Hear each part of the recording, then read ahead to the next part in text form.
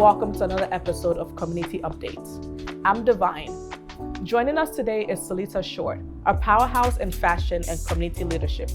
Originally from the Caribbean and now based in Halifax, Solitha is a runway model, coach, and the founder of Solith Production Management.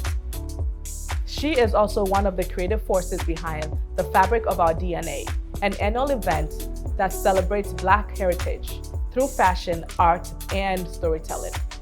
Her work champions diversity and inspires the next generation of creatives. Welcome to Community Update. It is such a pleasure to have you here with us today.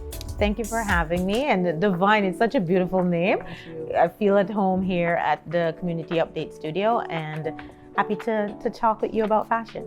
Yes, I'm excited. So let's get into it. So what inspired your journey into the world of fashion and creative production?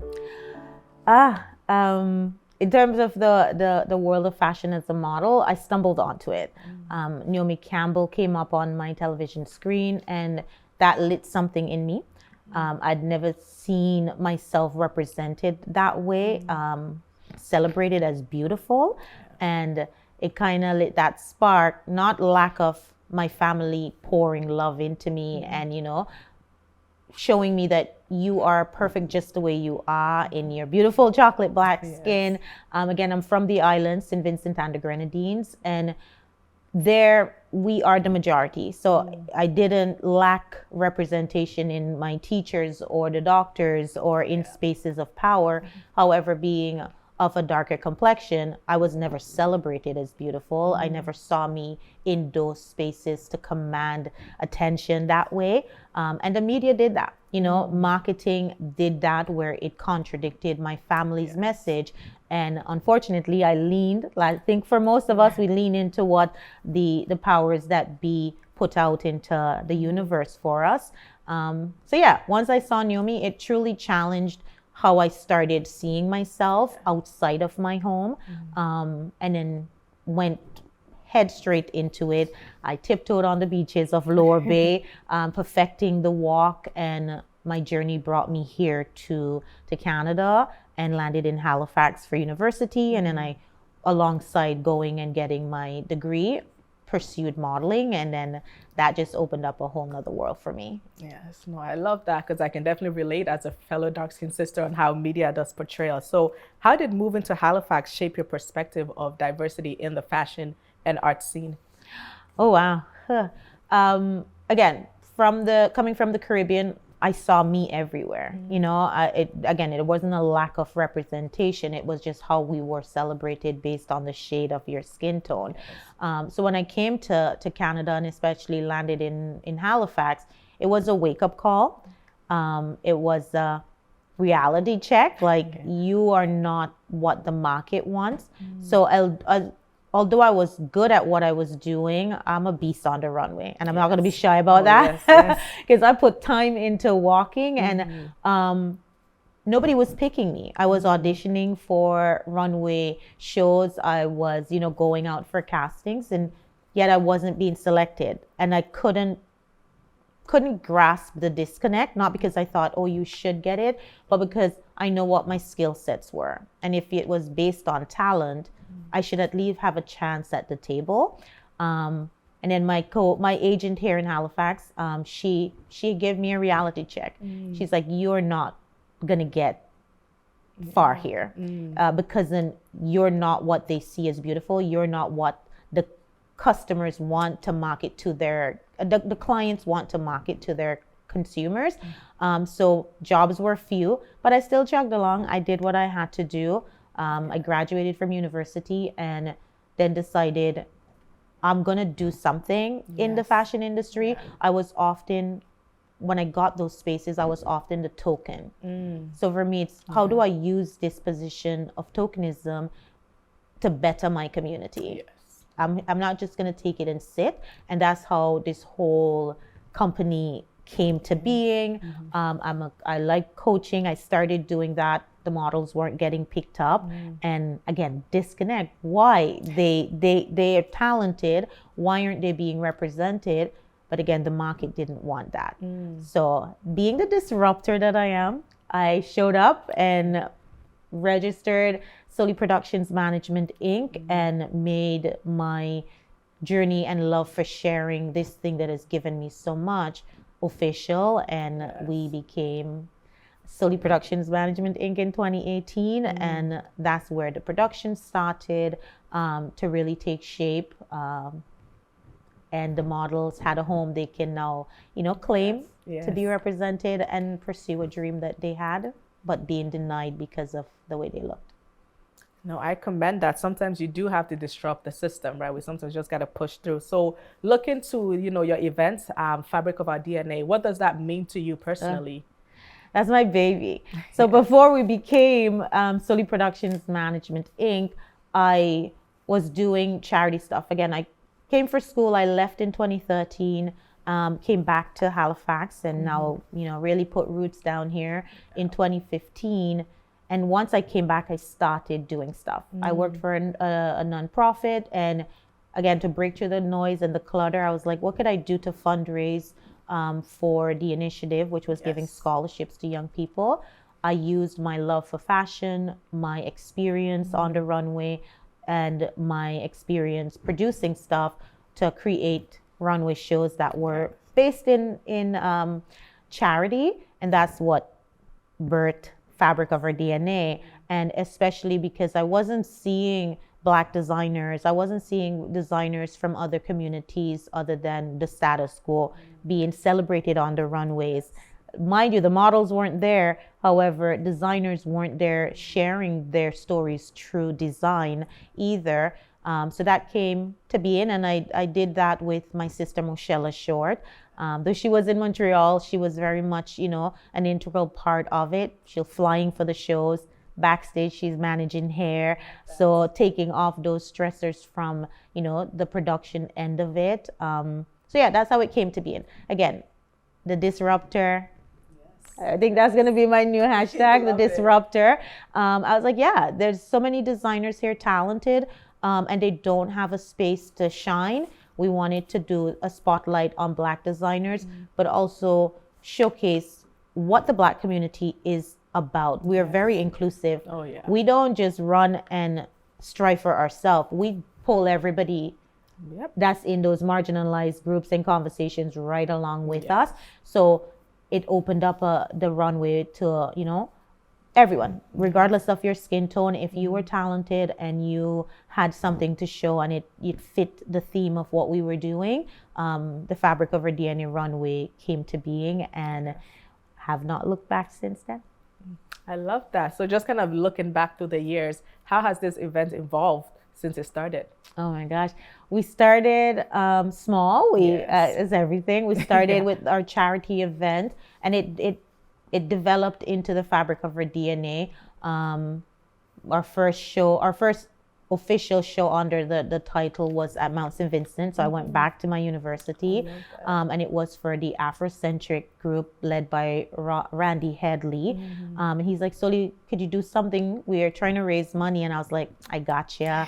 Let's do this. We involved the students and alumni into the show. And now it's created the foundation for everything that is Soli production.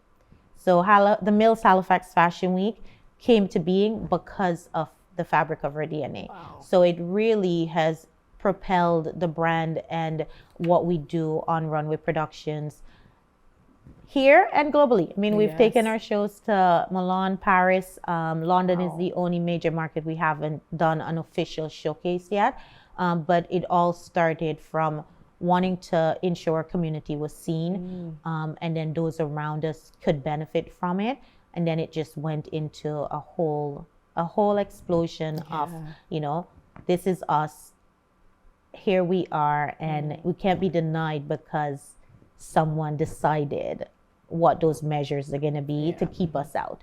So being the disruptor is what the Fabric of Our DNA really is. It disrupted the conversation and provided a platform. Wow, that is beautiful to just hear how you guys have gone global, right? That is absolutely amazing. Thank you. Yes. So this year, I know that you are going to include an award show. Can you tell us more about that and why it's so important to do that? Oh, Divine, we're thinking of, okay, what do we do to celebrate this year and take it up a notch. We included more than one event, so it's always been one show. Yes. This year it's broken into 3 events happening, 2 in May. And the award ceremony was so vital now because I was hearing stories of elders in the community. And being from Caribbean descent, I didn't grow up in Nova Scotia, but there's 3 different communities that are here. Yes. Those from our Black community that are, from the motherland, from the continent. So many countries represented here, and in the Caribbean, we're here as well, and then the African Nova Scotia and the indigenous Blacks to, Canada here, but we're not celebrating each other. We're doing it in our own pockets, but we're not coming together and truly standing as one united force. And with the environment of erasure of us as a people, I felt, and my sister was like, let's do something that would really put a light on those who have helped us, those whose shoulders we stand on, those who are creating those, shifts in the narratives now, and the environment, again, of erasure. They want to get rid of anything that has to do with diversity, only because they think when you say diversity, it means Black. It's more than that. However, because that's the reasoning of getting rid of it, we were like, we're going to stand up and celebrate our own and show, what greatness we come from. So that's how the FUDNA, so Fabric of Our DNA, the FUDNA Award ceremony, recognizing our generations who are still here. So we give them their flowers, the ones that are coming, the ones who are here doing their thing. So that kind of just evolved into now our inaugural award ceremony for celebration of us. I love that. I love that. You do have to celebrate your people and give them the flowers while they're here, right? So just looking at the community, why is it so important to create a platform that amplifies like the Black voices in art and fashion? Because it's too easy for us to be denied credit. We don't have the resources. We're not playing on the same level. The playing field is just, it's not equal. And I don't think, unless things really shift, it's going to get equal. So we have to show up and start shouting and start, putting us on those pedestals. So that's why it's so important for us to be present, recognize the stories that will get lost when our generations go on to the next, whatever that next chapter is. And they're no longer here to tell us, the things that they've done or share their stories. Let's document that now. Let's celebrate them. One of our honorees, Reverend Dr. Joyce Ross of East Preston, have done so much in community. Amazing stuff. In whether it's from church to education, and a personal reason for my sister and me. She was the one that saw something in my sister. I love that. And gave her a chance to work in the East Preston daycare. She became then the next director after Dr. Ross, and that allowed me to come to Canada. So not in a way, really and truly, she fueled the legacy of my family. Because now we're here and we're shifting. So I give credit to her for seeing this Caribbean girl who got on a bus from Mount St. Vincent and continued showing up at her door saying, I want to work here. I want to be part of the community. And she mentored her. She's still mentoring her. So she's going to be celebrated with our Legacy Award. We have Mo. She's a champion as well from the continent. And Missionate Fumi from Missionate Couture, Keontae Beals in music and literature. So we offer so much. Yet we get denied credit. And that's really why it was so important to celebrate them and give them their flowers now. Because we can't expect, if we're not celebrating, who else is going to? If we can't recognize the greatness that's us, why should anybody else? I love that. That is absolutely amazing, because I've seen some of the work of like Reverend Dr. Joyce Ross and Keontae Beale. So it's amazing to see you guys, celebrating that. So looking at, your event, the fabric of our DNA, what impact has it had on local creatives and the community at large? Oh la la, let's take it back to Mishnat Couture. For me, she's Nigerian. Yes, so to all the Nigerians, come out and support your own. She's really making waves, and just to see her growth. To be honest, I met her at the library, which want to give, shout out to the Halifax Central Library and the North End branch for championing this partnership to make this possible. For me, is one of those people who truly, I've seen the growth through the fabric. Was her first show. Wow. Was at the fabric, and that was right before COVID hit us. Wow. 3 days to be 3 days to be exact. After our fashion show, we were told stay inside. Wow. So 3 days. That was the last event we did. But for me, was part of that. She was like, hey, I'm new here. I'm trying to break into the fashion scene. Would love to work with you. And I'm like, if you can get a collection together. She had about 7 days. Wow. Not even about 7 days to get a collection together. Yes. She's like, I could do it. Amazing. She put her pieces on the runway, and from then on, she's now brick and mortar on Spring Garden. Yes. So it's a launch pod to, help our designers get seen, help our models. Many of them are now doing so much.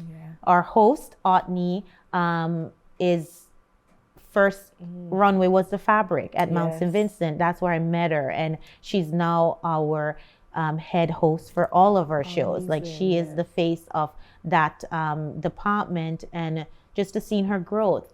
So by giving us a platform to shine and figure out what are we able to do and change narratives, that's what it was built for. And we see it in real time, the success, even though it might not be showing in our banks right now, but it will. But we see the success that is flowing through all of the people who've been involved with the show, where they are right now. Many have taken other paths, but the confidence they gain from being part of this production, for me, that's what makes it worthwhile. I love that. That is absolutely amazing. Right. So planning an event like this, what goes into it? Is there any behind the scenes you can kind of share, some tips, anything? Blood, sweat, tears. Right. There's a lot that goes in. And again, we depend heavily on support and collaboration and, sponsorships. And for the longest time, it's been out of pocket. So I carried that burden.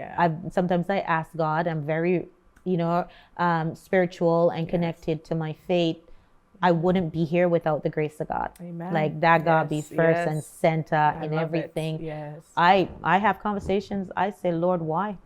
This ain't doing much for me. And I've had those moments, and I wanted to share that because I want people to understand it's never going to be all smooth. It might look one way, but behind the scenes it's a struggle or it's a celebration. But there's layers to it, so it's not just a one tone thing. A lot goes into it, and I've cried the cries. I've broken down, had my mental days, and that's why it's important for me to also mention my sister being there as a rock, to really say, push through, do it. What we're doing here is going to shift and change. And then the alignments that come along, all the people behind the scenes that people don't get to see because I am the face. But it takes a community of us, and those alignments that's joined us along the way has made it possible from the production end. So it's a lot of work that goes into it, but it's beautiful when people get to enjoy and celebrate. Yes, I love that. I love that. And just looking at this coming event and this year, what are some local or emerging artists that we should keep an eye out for? There's a few. For the fabric, we do have Unique by Tara Lynn. She's been doing her stuff. She's popped up on our runways in Fashion Week. A beautiful collection, and she's partnered with Venture Thrift. So sustainability is really one of that's our campaign for 2025 Mills Halifax Fashion Week. So the thread of that is woven into the fabric of our DNA as well. We do have Nicole Johnson, who will be showcasing. Again, she was one of our first designers at Mount St. Vincent. Yes. So there's a lot of people coming back. It's like a homecoming. I love that. Where they're coming back to really celebrate what we have built, and we've built this together. Yes. Another one would be outside of the Black community. We do have Morning Walk. Is Warren De Silva of Asian descent, a budding talent to keep your eye on. And Kush Mijaz, she'll be on the runway.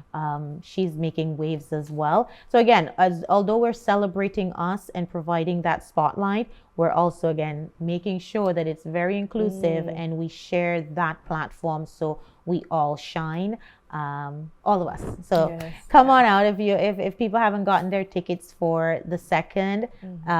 Come out and celebrate with us. It's a free event. Again, we're partnered with the Halifax Central Library and TD and the Union of the Union of Black Artists Society has partnered to bring this to us, and Westwood Development on May 10th. It's a celebration of Black dandyism in fashion, our contribution, and the impacts we've made. Yes, yeah, I love that. That's so beautiful, and I'm excited for this event. So just looking back through kind of your journey so far, what has been your proudest moment?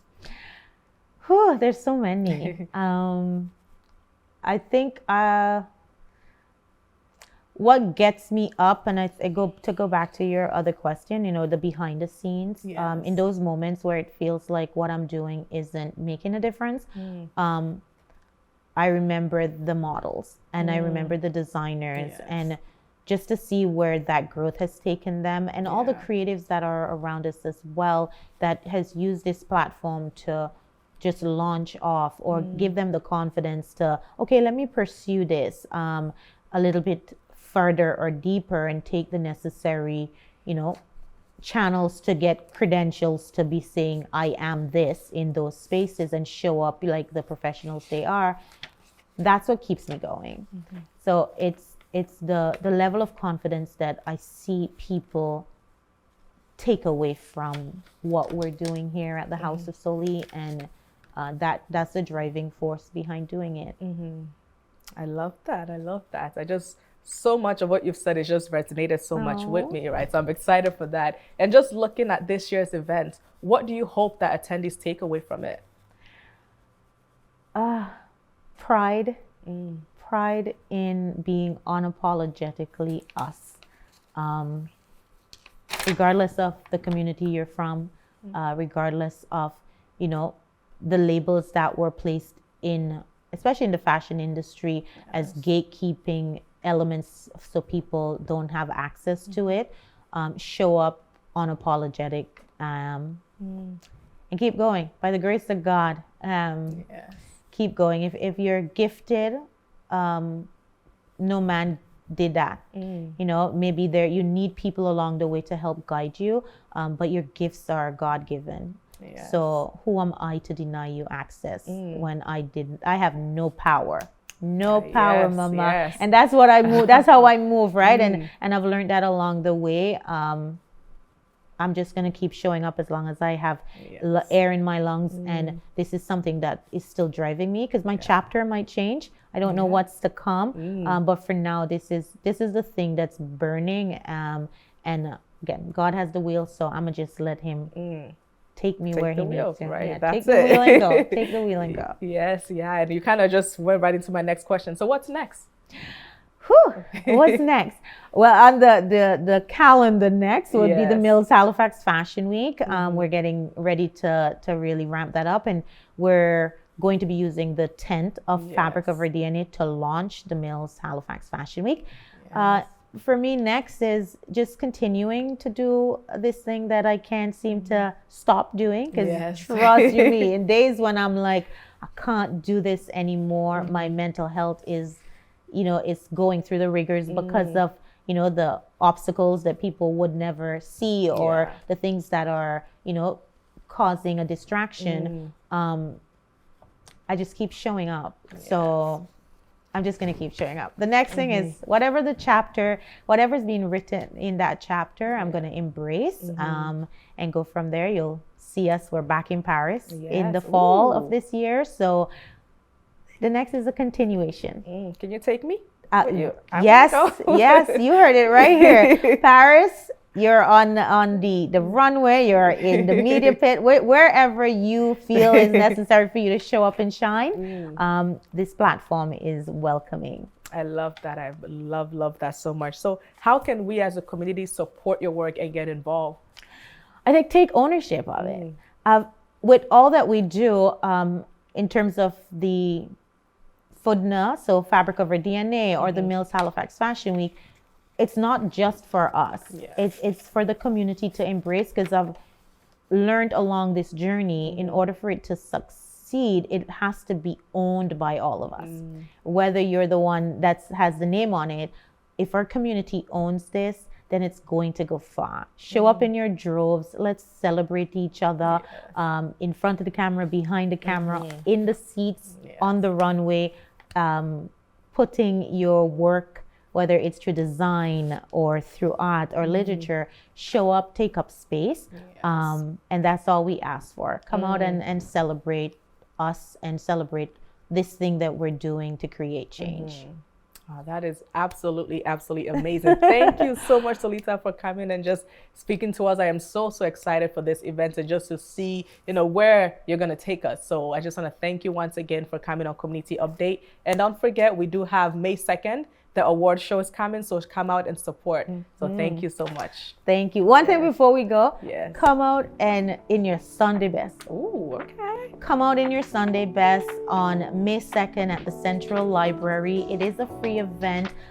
We're celebrating Black dandyism in fashion. So come out in your cultural wear, your celebration of fashion, and enjoy an evening where we celebrate those who are making change. Yes. Thank you so much. And that's it for today's episode. Don't forget to follow and like and subscribe. I'm Divine, and I'll see you next time on Community Update.